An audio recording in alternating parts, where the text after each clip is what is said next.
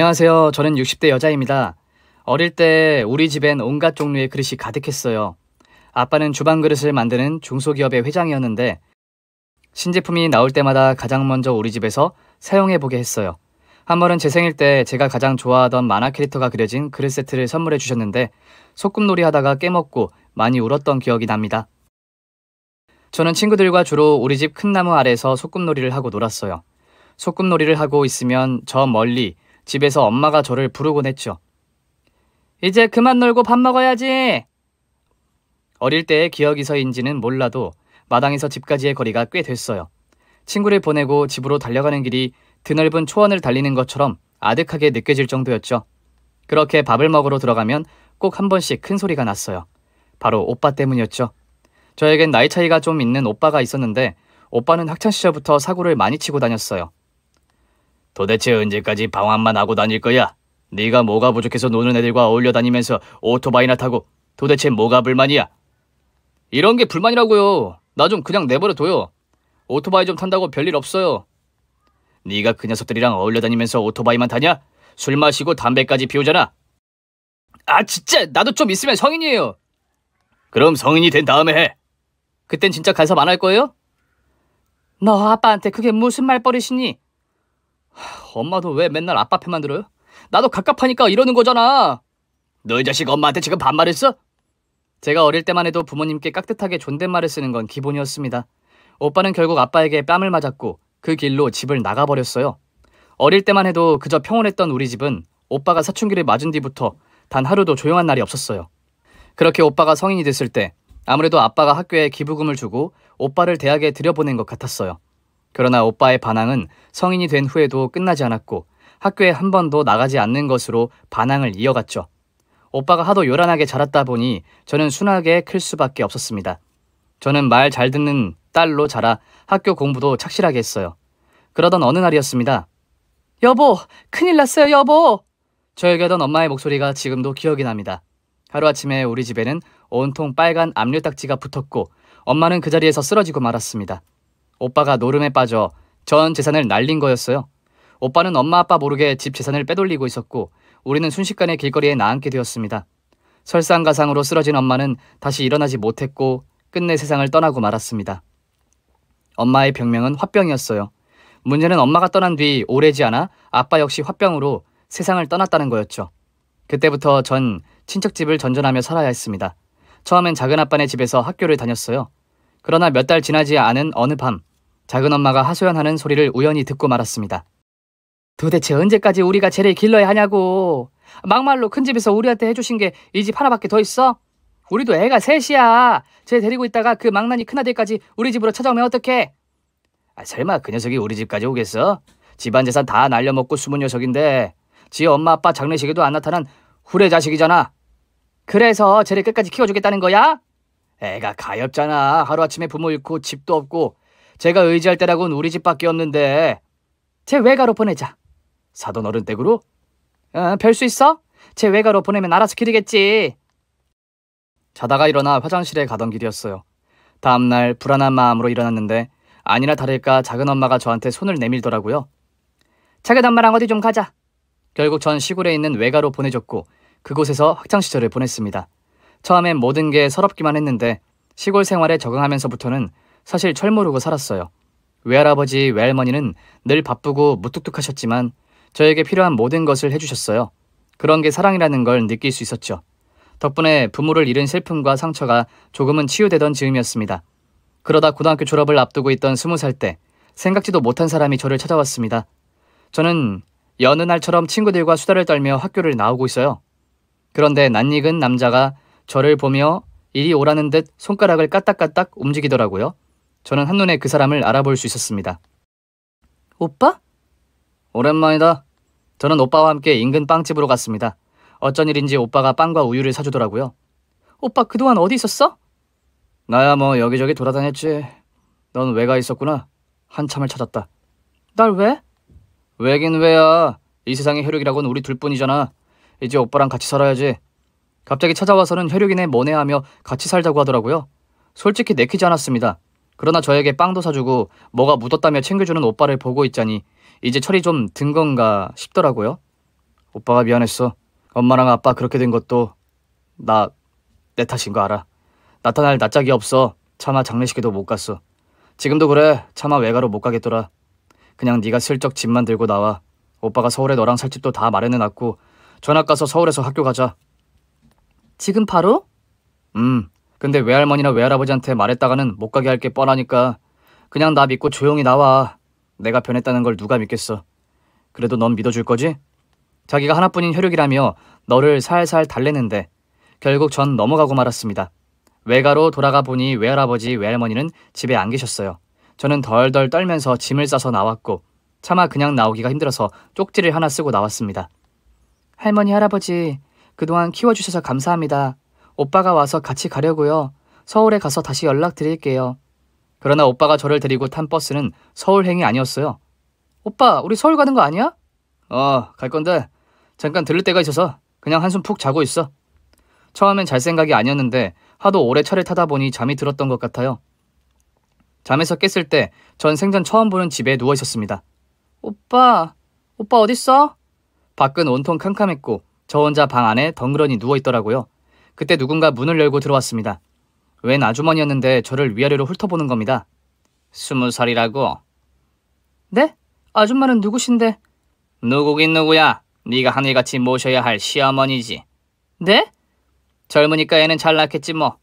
도대체 무슨 말씀을... 아니, 이렇게 머리가 나빠서야 아직도 상황 파악이 안 돼? 네 오빠가 널 우리 집에 팔고 간 거 아니야? 하루아침에 전 이름도 얼굴도 모르는 남자의 아내로 팔려버렸고 오빠는 이미 도망치고 없었습니다. 시댁에서의 일상은 지옥 그 자체였어요. 제 남편이라며 나타난 남자는 첫 모습부터 술에 취해 고조망태가 된 모습이었고 시어머니라는 사람은 구박할 거리만 찾아다니며 저를 괴롭혔습니다. 아니, 넌 나이가 20살인데 밥도 이렇게 못 짓니? 죄송합니다. 그리고 된장찌개에 누가 이렇게 물을 많이 넣니? 제가 처음 끓여봐서요. 아니, 네 오빠는 네가 산전수전 다 겪어봤다고 할 줄 아는 게 많다고 했는데 이거 완전 사기 아니야? 사기를 당한 건 저였습니다. 그것도 집안을 말아먹은 것도 모자라 부모님까지 세상을 떠나게 한 친오빠에게서요. 갑자기 눈물이 나더라고요. 하루아침에 낯선 집, 낯선 부엌에서 생전 해본 적도 없는 밥을 차리는데 외할머니가 차려주시던 밥상이 떠오르더라고요. 내가 무슨 생각으로 오빠를 믿고 따라 나섰을까 싶었죠. 처음엔 도망치려고 여러 번 시도했습니다. 그날 밤 그 집 식구들이 잠든 사이에 몰래 집을 나왔었어요. 그러나 아무리 걸어도 버스 터미널은커녕 구멍가게 하나 보이지 않더라고요. 시골이라는 밤에는 사람도 없어서 물어볼 사람도 없었습니다. 그래도 저 집에서 억지로 결혼을 하느니 도망치는 게 낫다고 생각했지만 결국 붙잡히고 말았죠. 저는 결국 그 남자와 마을잔치까지 벌이며 결혼식을 올렸어요. 그래도 술이 깬 모습은 순해 보이더라고요. 저를 보고 해맑게 웃기도 하고 따뜻한 말도 해주었습니다. 낯선 동네에 갑자기 와서 힘들 거 알아. 사람 사는 거 뭐 있어? 서로 정붙이고 살면 또 살아가는 거지. 오빠 때문에 팔려가서 한 결혼이었지만 어쩌면 평생 의지할 수 있는 사람을 만난 걸지도 모르겠다는 생각이 들더라고요. 그러나 남편의 순하고 따뜻한 모습은 어디까지나 술에 취하지 않았을 때뿐이었습니다. 그는 밤마다 술에 취해 집에 들어왔고 집에 있는 온갖 것들을 무기 삼아 저를 괴롭혔어요. 그렇게 밤새 난동을 부리고 나면 아침에는 제 앞에 무릎을 꿇고 빌었습니다. 내가 2번 다시 술을 마시면 사람이 아니야. 미안해. 내가 잘못했어. 저는 멍투성이가 된 얼굴로 그 사람을 믿고 또 믿었습니다. 그러나 몇 달이 지나도 남편은 술을 끊기는커녕 술을 먹는 시간은 더 늘어만 갔습니다. 시어머니는 그런 저를 집 밖에도 나가지 못하게 했어요. 넌 그 얼굴 좀 어떻게 할 수 없니? 남들 보면 창피하니까 집안에 처박혀 있어. 제 얼굴이 그렇게 되고 싶어서 된 것도 아닌데 시어머니는 매번 저만 타박하셨어요. 네가 더 잘하면 네 남편이 왜 술독에 빠져 살겠냐. 네가 잘못 들어와서 제가 더 술에 빠져 산다. 그곳에서 산 지 1년쯤 됐을 땐 그 마을의 지리를 다 익힌 뒤였습니다. 시댁은 시내에서도 산등성이 하나를 넘어야 있는 외진 동네였어요. 얼굴에 멍이 사라지지 않는 1년을 꼬박 채운 그 밤, 저는 어렵게 모은 차비를 들고 그 집을 나왔습니다. 그거 외에는 아무것도 들고 나오지 않았어요. 그 집에 있었던 시간을 조금도 기억하고 싶지 않았습니다. 그나마 다행인 건 시골이라 혼인신고를 할 생각을 하지 않더라고요. 호적상 저는 혼인을 하지 않은 상태였고 제가 떠난 뒤 그들이 저를 찾을 방법은 없을 것 같았습니다. 저는 얼굴을 머플러로 둘둘 감은 채 버스 정류장 뒤편에 숨어 초차를 기다렸습니다. 그 사이에도 얼마나 주변을 살폈는지 몰라요. 행여나 그새 잠에서 깬 남편이 저를 쫓아오진 않을까 저를 알아본 동네 사람들이 시어머니에게 가서 말하는 건 아닐까 두려웠습니다. 그러다 저 멀리서 첫 차가 오는 게 보이더라고요. 저는 버스에 냉큼 올라탔고 유유히 그 동네를 빠져나가는 버스 안에서 또 숨죽여 울었습니다. 그렇게 지옥 같았던 시댁에서의 1년을 마무리하고 저는 서울에서 식모살이를 시작했어요. 절대 오빠가 찾을 수 없는 부잣집 동네로 들어가기 위해 얼마나 애를 썼는지 모릅니다. 드디어 부잣집에서 식모살이를 시작할 수 있게 됐는데 문제는 자꾸만 배가 불러온다는 것이었습니다. 뭘 많이 먹은 것도 아닌데 배가 불러오니 주인집에서 계속 오해를 받았습니다. 아니, 도대체 뭘 그렇게 먹길래 배가 자꾸 나오는 거야? 네? 사모님, 저 훔쳐먹고 그런 거 없어요. 아니, 너무 이상하잖아. 배가 갈수록 더 나오네. 혹시 아가씨가 아닌 거 아니야? 배가 봉긋해지고서야 깨달았어요. 제가 임신을 했다는 걸요. 저는 덜덜 떨며 사모님에게 말했습니다. 사모님, 사실 제가 결혼을 했었는데 아무래도 아이를 가진 것 같아요. 미혼이 아니었어? 아니, 그럼 신랑은? 없어요. 그때 제가 할 수 있는 거짓말뿐이었어요. 저는 신랑이 세상을 떠났다고 둘러댔고 사모님은 제 사정을 불쌍히 여겨주셨습니다. 일단 아이 낳을 때까지는 있어요. 근데 아이까지 데리고 우리 집에 있는 건 곤란해. 더더구나 갓난쟁이를 보면서 어떻게 식모일을 해. 다른 집을 알아보는 게 좋겠어. 아이만 맡기면 괜찮은 거죠? 아이를 맡길 때가 있어? 예, 저 오빠가 있어요. 그래, 그럼 아이 낳고 잘 맡기고 오든가. 저는 입에도 담기 싫었던 오빠를 언급하고 말았습니다. 사실 오빠는 찾으려면 찾을 수 있어요. 서울로 돌아와 식모일을 하던 중 외가에 연락한 적이 있었어요. 제가 떠나고 그 충격으로 인해 외할머니가 돌아가셨다고 하더라고요. 그런데 그때 오빠가 와서 상주 노릇을 했다는 겁니다. 오빠가 결혼했다며 외가 식구들에게 여자까지 소개했다고 하더라고요. 씹어먹어도 분이 풀리지 않을 오빠였지만 외할머니가 돌아가신 뒤 치매까지 앓고 있다는 외할아버지에게 아이를 맡길 수도 없고 방법은 오빠뿐이었습니다. 저는 외가에 알려주고 갔다는 오빠의 연락처를 물었고 오빠는 마치 아무 일도 없었다는 듯이 저를 반겼습니다. 내 동생, 결국 그 집에 못 살았구나. 내가 그럴 것 같았어. 그래도 인생의 좋은 경험이지 뭐, 그치? 분노로 인해 속이 부글거렸지만 꾹 참고 말했습니다. 오빠도 나한테 용서받지 못할 죄를 지은 건 알 거야, 그치? 야, 동생이 오빠 결혼 자금 대준 거라고 생각해. 막말로 네가 지금까지 나한테 해준 게 뭐냐? 정말 상종을 하기도 싫더라고요. 하지만 아이를 잘 키우기 위해서라도 일은 해야 했어요. 오빠 때문에 고등학교도 졸업 못하고 집도 없던 제가 할 수 있는 일이라곤 숙식 제공을 해주는 식모밖에 없었거든요. 오빠, 내가 그 일은 용서해줄게. 대신 이번엔 오빠가 날 위해서 딱 하나만 해줘. 알았어. 내가 또 한다면 하지. 뭔데? 오빠 결혼했다며? 혹시 아이도 있어? 아니, 난 아직 애는 없지. 그럼 당분간 내 애 좀 키워줘. 저는 일단 아이가 걸을 수 있을 때까지만 키워달라고 부탁했습니다. 그 뒤엔 아이까지 상주가 가능한 식모일을 찾아볼 생각이었어요. 오빠는 흔쾌히 그러겠다고 하더라고요. 오빠가 그 정도는 해줘야지. 걱정 말고 넌 네 일 해. 대신 아기 양육비는 꼬박꼬박 줘야 한다. 저는 출산 후 오빠에게 아이를 맡겼고 양육비도 꼬박꼬박 보냈습니다. 처음엔 일주일에 한 번씩 보러 갔었는데 나중에는 오빠가 자꾸 일이 있다며 집에 못 오게 하더라고요. 처가 식구들이 오기로 했다는 둥, 아기까지 데리고 여행을 간다는 둥 하는데 수화기 너머로 아기 소리도 들리기에 그 말을 철석같이 믿었어요. 그렇게 1년이 지났을 때 저는 식모살이할 집을 옮겼고 오빠의 집으로 제 아기를 데리고 갔습니다. 그런데 오빠네 집에 다른 아이가 있더라고요. 처음에 오빠는 그 아이가 제 아기라고 우겼습니다. 무슨 소리야? 어떻게 봐도 우리 애가 아닌데. 네가 오랜만에 봐서 못 알아보는 거야. 우리는 결정했어. 그냥 우리가 입양해서 키울게. 내가 더 거기로 시집 보낸 것도 미안하고 그냥 우리가 다 떠맡을 테니까 넌 새 출발해. 호적상으로도 깨끗하다며. 저는 오빠의 말을 무시한 채 기저귀를 풀어보았고 아기가 아들이 아닌 딸인 것을 확인했습니다. 오빠, 내 아들 어떻게 한 거야? 야, 우리도 막 애가 태어나서 힘들어 죽겠는데 어떡하냐. 고아원에 맡겼어. 뭐? 오빠 진짜 어떻게 나한테 이래? 잠깐 맡긴다고 했어. 거기 있을 거야. 거기가 어딘데? 그러나 오빠가 말해준 고아원에서 제 아이는 흔적조차 찾을 수 없었고 오빠네 집으로 돌아왔을 때 그 집은 텅 빈 채 편지 하나만 덜렁 남아있었습니다. 그 새언니가 저에게 남긴 거였어요. 아가씨, 나도 같은 엄마라서 알려주는 거예요. 오빠는 끝까지 말하지 말라고 했는데 오빠가 아는 부잣집에 입양 보냈어요. 우리도 벌이도 마땅치 않고 애 둘 키울 여력은 없어서. 아무튼 애는 부잣집에 갔으니까 걱정하지 말고 아가씨도 새 출발해요. 저는 그 자리에 주저앉고 말았습니다. 그렇게 오랜 시간이 흘러 저는 60대가 되었습니다. 염색 한 번을 안 한 탓인지 다들 저더러 할머니라고 하더라고요. 저는 서울대학교 앞에서 붕어빵을 팔고 있었어요. 추운 겨울이었는데 매일같이 착한 총각 하나가 제 붕어빵을 다 사주곤 했어요. 할머니, 여기 있는 붕어빵들 모두 주세요. 그런데 어느 날부턴가 그 총각이 안 보이더라고요. 느낌이 이상했어요. 혹여나 무슨 일이 있나 싶어서 학생들에게 수소문해 그 총각집에 찾아갔습니다. 그리고 그 집의 대문을 연 순간 저는 너무 놀라서 개거품을 물고 말았죠. 처음부터 그 총각을 찾아가려던 건 아니었어요. 처음엔 붕어빵을 사러 오는 학생들에게 혹시 그 총각을 아느냐고 물었는데 학생들이 학교에서 전혀 본 적이 없다는 겁니다. 저는 이 학교 교수인가 생각하고 있었거든요. 그 총각이 하룻밤의 꿈처럼 사라지고 나자 뭔가를 잃어버린 것처럼 마음이 허하더라고요. 마치 제 아들을 잃었던 수십 년 전에 그때처럼요. 저는 새언니가 남긴 쪽지를 움켜쥔 채 하염없이 울었습니다. 오빠네 부부는 하루아침에 사라져버렸고 동시에 제 아들도 어느 집으로 입양을 간 건지 알 수 없게 됐죠. 부잣집으로 갔다고 하는데 이제 그 사기꾼 오빠 말을 믿을 수가 있어야죠. 새언니라고 뭐가 다를까 싶었어요. 유유상종이라고 똑같은 것들끼리 만나겠거니 생각했습니다. 오빠에게 전화를 걸었지만 역시나 받지 않더라고요. 새언니의 번호 역시 이미 없는 번호였습니다.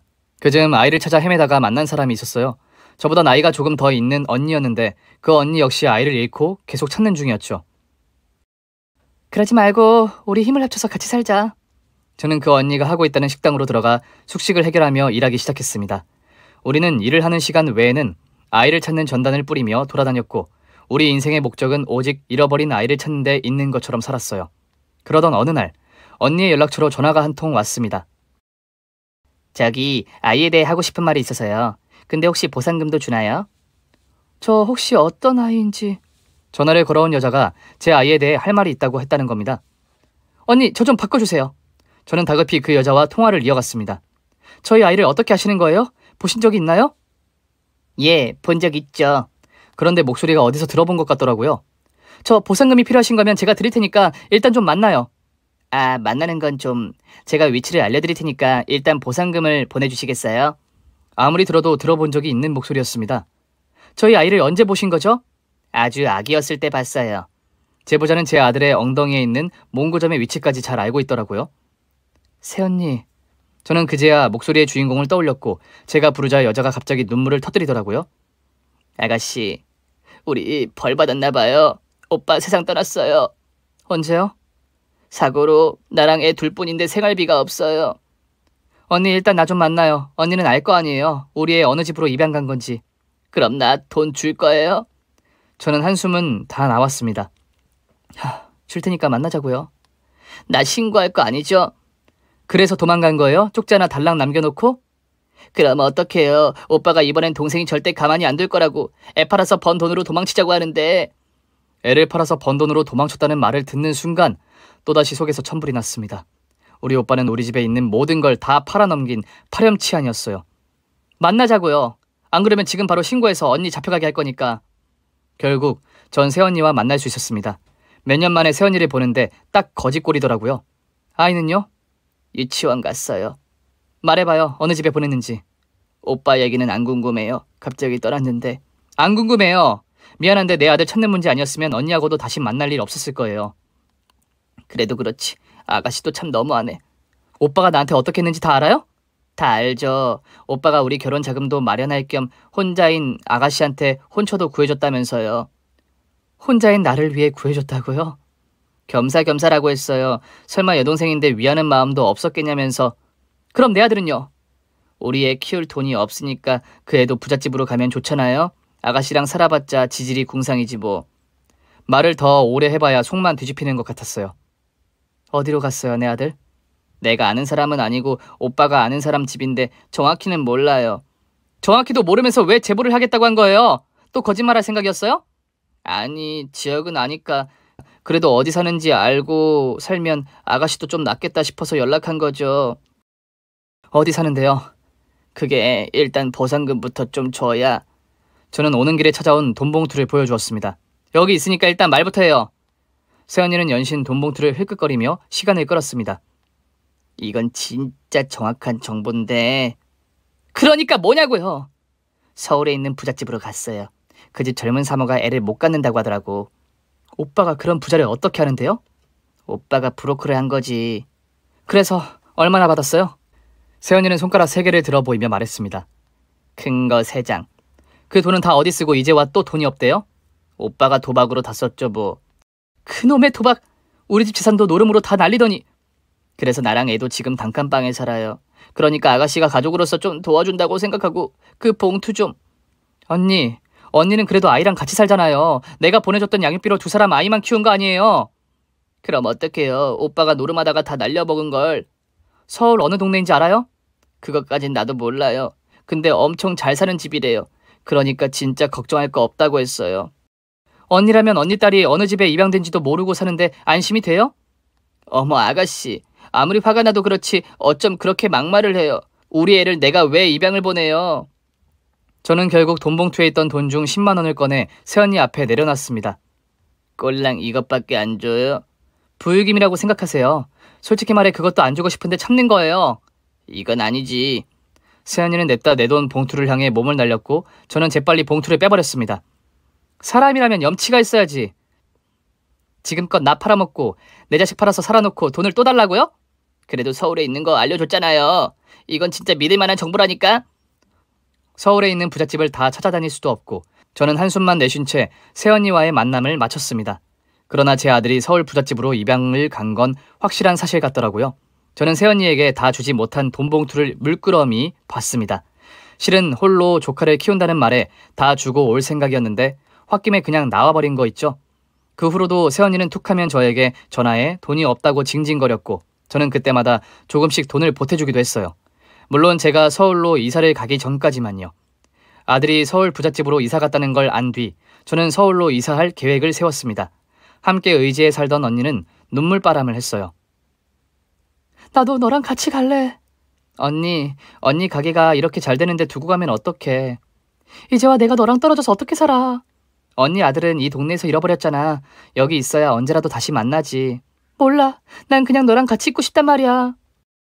언니, 나는 내 아들이 밟고 다니는 땅이라도 밟아야 할 것 같아. 나 좀 이해해줘. 대신 우리 자주 연락하고 때마다 만나자. 응? 약속. 약속. 내 아들 빼고 내 가족은 언니뿐이야. 전 의지했던 언니와 통곡을 하며 헤어져 서울로 갔어요.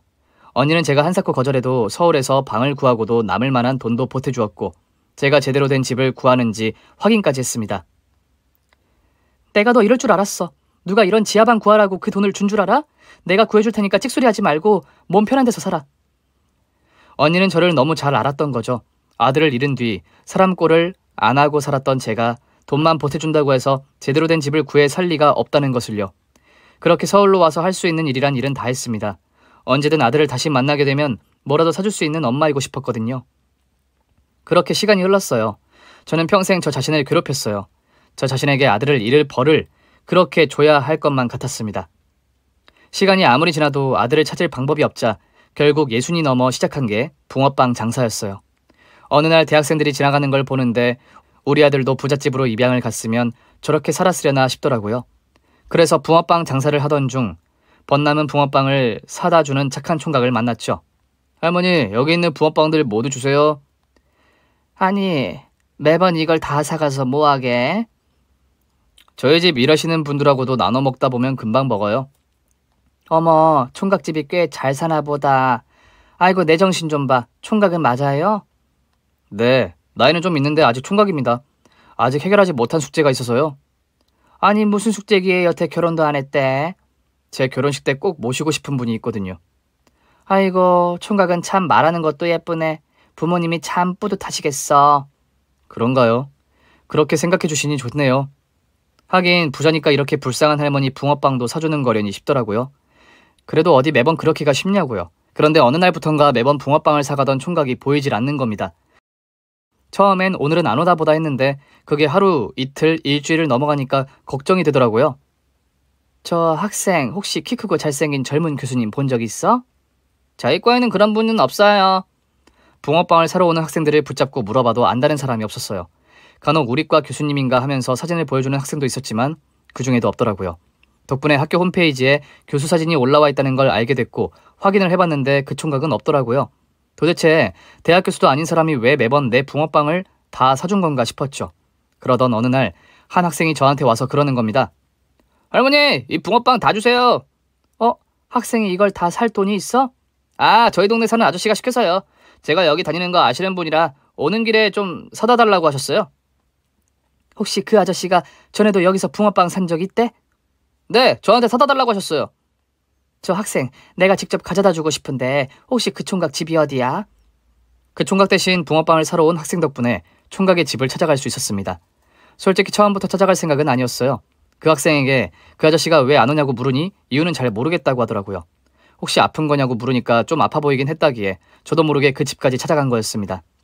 학생을 따라가 보니 으리으리한 저택이 나왔어요. 저는 놀라서 물었습니다. 학생, 이 집이 그 총각 집 맞아? 네, 맞아요.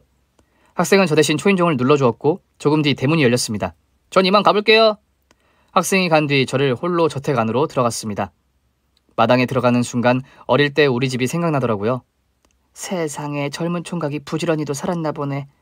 그렇게 마당으로 들어가는데 집에서 그 총각이 나오더라고요. 얼굴을 보는데 그 학생의 말처럼 조금 수척해 보이더라고요. 총각, 이렇게 막 찾아와서 미안해. 아니, 어디가 아픈 거야? 그 학생이 아픈 것 같다고 해서. 오셨어요? 기다리고 있었어요. 날 기다렸다고? 들어오세요. 총각은 아프냐는 제 말에는 대답이 없었고 그저 저더러 안으로 들어오라고만 했습니다.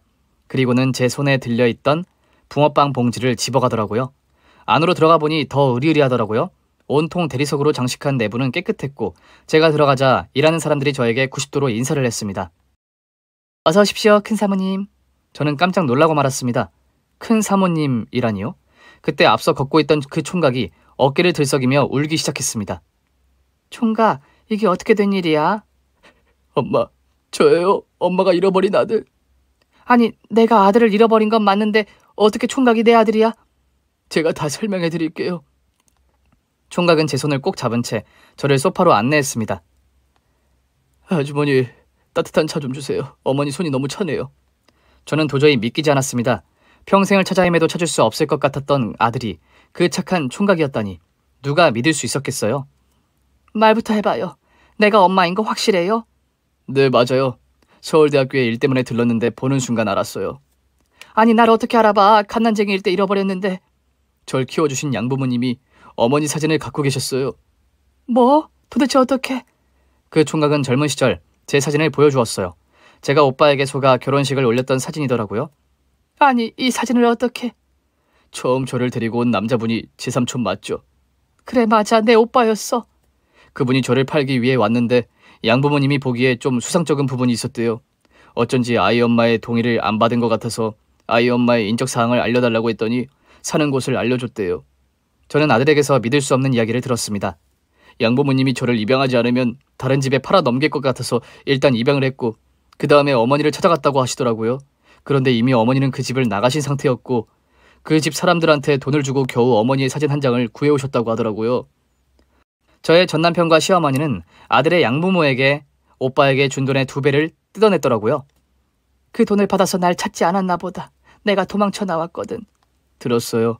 키워주신 부모님이 낳아주신 어머니에게 피치 못할 사정이 있어서 제가 입양된 것 같다면서 사진을 잘 갖고 있다가 나중에라도 꼭 찾으라고 하셨어요.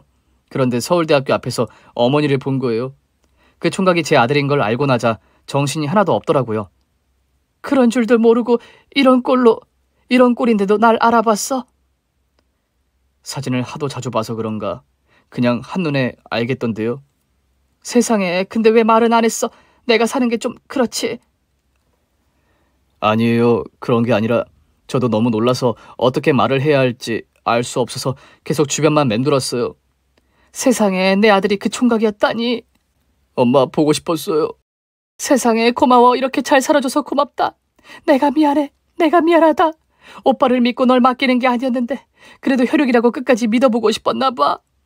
전 좋은 양부모님 만나서 사랑 많이 받고 자랐어요. 절 잃은 채 산 어머니가 많이 힘드셨겠죠. 말도 못하지. 그 세월을 어떻게 말로 다 하겠니? 사실 얼마 전에 삼촌이라는 분이 집으로 찾아왔었어요. 뭐? 세연이가 분명 세상을 떠났다고 했던 오빠가 집으로 찾아왔다는 이야기였습니다. 저희 집이 한 번도 이사를 간 적이 없거든요. 와서 엄마를 찾게 해줄 테니까 돈을 달라고. 진짜 삼촌이래? 여자가 아니고? 네, 삼촌이라고 하셨어요. 남자분이셨는데. 아무래도 새언니가 저한테 또 거짓말을 한 것 같더라고요. 그래서 줬어? 이미 엄마를 찾은 뒤여서 이것저것 캐물었더니 엄마가 어디 있는지 모르는 것 같더라고요. 그래서 한동안 엄마도 못 찾아간 거예요. 삼촌이 제가 엄마를 만난 걸 눈치챈 건지 밖에서 계속 감시를 하고 있더라고요. 그 인간이 어딜 감히. 최근엔 안 보이긴 했는데 혹시 몰라서 서울대학교 다니는 동네 학생한테 부탁했어요.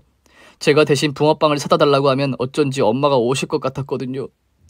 아니, 아픈 것 같다길래. 그렇게 말해달라고 했어요. 뭐? 그럼 분명 오실 테니까. 제 엄마니까. 근데 정말 수척해 보이는데. 그냥 소가리를 해서 그런가 봐요. 엄마를 눈앞에 두고도 아는 척을 할 용기가 안 나니까. 세상에, 살아생전에 널 다시 만나게 될 줄은 꿈에도 몰랐어. 이제 진짜 생심하니? 한 번만 만져봐도 될까? 언제까지고? 만져보셔도 돼요. 저 살아있는 엄마 아들 맞아요. 아들을 키워주신 양부모님은 이미 세상을 떠난 뒤였고 아들은 양부모님의 모든 재산을 상속받았다고 하더라고요. 현재는 양부모님이 운영하던 기업의 대표로 있다면서 저에게 합가를 하자고 하더라고요. 아들, 엄마는 널 다시 만난 거로도 충분해. 너도 장가도 가야 하고 너 식구도 만들어야 할 텐데 이제와 내가 네 짐이 될 수는 없어. 며칠 뒤 아들이 저를 다시 집으로 초대했어요. 그리고 그 자리에는 아들이 오래 만났다는 여자친구도 와 있었습니다. 어머니 안녕하세요. 드디어 뵙네요. 미안해요. 나 때문에 결혼도 못한 거네. 어머니 전혀 아니에요. 물론 오빠가 친어머니를 찾고 나서 결혼하고 싶어 하기도 했지만 저도 바빠서 결혼 생각이 별로 없었어요. 어머니도 아시겠지만 요즘 여자들 결혼하는 거 별로 안 좋아하잖아요. 제가 통번역사라 외국에 나갈 일도 많고 해서 결혼은 최대한 늦게 하자고 하던 차에 오빠가 어머니를 찾았다고 해서 급히 귀국한 거예요. 저도 얼른 인사드리고 싶어서요. 어머님 너무 반가워요. 오빠가 정말 평생 그리워했어요. 저는 아들의 여자친구와 인사도 하고 아들의 여자친구가 돌아간 뒤 아들이 저에게 멋지게 꾸민 방을 보여주더라고요. 여기가 엄마 방이에요. 뭐? 아유, 나 안 들어온다니까. 엄마, 이제야 만났는데 저랑 같이 사는 게 그렇게 싫으세요? 싫긴 왜 싫어. 그래도 여자친구도 오고 할 텐데 이제와 내가 어떻게 엄마 노릇을 해. 엄마 아들 돈 잘 벌어요. 재산도 많고요. 이제 그만 스스로 벌 주시고 저랑 행복하게 살아요. 엄마는 널 볼 낯이 없어. 그럼 엄마를 볼낯 없게 만든 그 부분부터 처리해 볼까요? 응? 안 그래도 삼촌이란 분이랑 조만간 만나기로 했어요. 저는 아들이 말하는 삼촌이 정말 제 오빠인지부터 확인하고 싶었습니다. 저는 아들과 함께 삼촌을 만난다는 자리로 갔고 다른 자리에 숨어서 아들을 지켜봤습니다. 조금 뒤 정말 오빠가 그 자리에 나왔어요. 그 옆에는 새언니도 있었습니다. 조카야, 내 도움에 네가 어떻게 떵떵거리고 사는데 삼촌한테 집 한 채는 해줄 수 있잖아. 그래, 혈육 좋다는 게 뭐야. 너는 그렇게 좋은 집 살면서 우리는 단칸방 사는 걸 보고 싶니? 우리 집에 저 파실 때도 돈을 꽤 받아가신 거로 아는데. 그거야 금방 썼지. 그게 뭐 네가 지금 가진 거에 비하면 돈이라고 할 수 있니? 조카 판 돈인데 함부로 쓰셨나 봐요. 저희 엄마 파신 돈도 그렇고. 야, 너 지금 잘 산다고 삼촌한테 훈계하는 거냐? 저는 멀쩡히 살아있는 오빠를 보고 기가 찼습니다. 더는 들어줄 수가 없어서 아들 곁으로 가서 앉았더니 두 내외가 유령이라도 본 것처럼 놀라더라고요. 언니, 오빠가 저 세상 갔다더니 이렇게 멀쩡하게 살아있네요. 아가씨 오해요. 나도 진짜 저 세상 간 줄 알고 통곡을 했었는데 어느 날 갑자기 집으로 돌아왔지 뭐예요. 오빠가 말해봐. 도대체 무슨 짓이야. 남의 집에 팔았으면 창피한 줄 알고 숨어 살 것이지 뭘 잘했다고 내 아들 앞에 버젓이 나타나? 야, 막말로 내가 부잣집에 아무리 했으면 너랑 거지꼴로 살았을 텐데. 너는 몰라도 얘는 나한테 감사해야지. 아들아, 지금 당장 경찰에 신고해. 날 엄한 집에 팔아넘긴 것도 모자라 너까지 팔아넘긴 인간들이야. 당장 신고해서 죗값 받게 하자. 네, 엄마. 야, 니들 진짜 이렇게 나올 거야? 저는 전화를 걸려하는 아들의 손을 붙잡았습니다. 분노로 인해 손이 덜덜 떨리고 있었어요. 아들이 제 손을 꼭 잡아주더라고요. 2번 다시 안 나타난다는 각서 쓰고 공증 받아요. 그거 들고 오면 처벌까진 안 받게 해줄게. 그래도 내 아들이 살아있었으니까 마지막으로 한번 참아주는 거예요. 그런데 만약에 2번 다시 우리 앞에 나타난다? 그때는 남은 평생 콩밥 먹으며 살 각오하세요. 지금껏 나랑 아들 팔고 나한테 뜯어간 돈만 해도 두 사람이 평생 이래도 못 벌 돈이야. 결정해. 어떻게 할 건지. 결국 오빠와 새언니는 저와 아들 앞에서 무릎까지 꿇은 채 싹싹 빌었고 2번 다시는 나타나지 않겠다며 주랭랑을 쳤습니다. 마음 같아서야 왜 처벌을 하고 싶지 않았겠어요. 그래도 아들과 다시 만났으니까 한 번은 더 선행을 베풀자 생각했어요.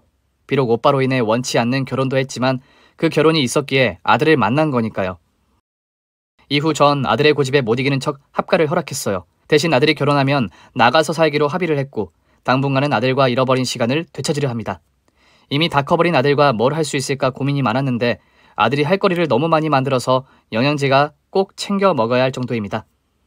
엄마, 다음 달에 우리 유럽 가기로 한 거 있잖아. 아들, 너 언제 일하려고 맨날 엄마랑 여행만 다녀? 엄마, 내가 이래봬도 제발 2세야. 엄마랑 평생 놀러 다닐 돈은 있으니까 걱정하지 말고 따라만 오세요. 저는 아들과 잘 놀기 위해 운동도 배우고 있고요. 평생 못하고 산 호강을 아들 덕에 매일같이 하고 있어요.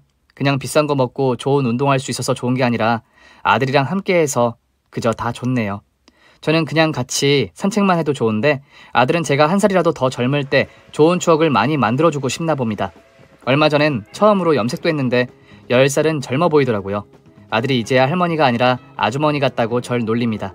그저 아들과 함께하는 일상을 살고 싶었을 뿐인데 그 시간을 찾기까지 참 오랜 시간이 걸렸습니다.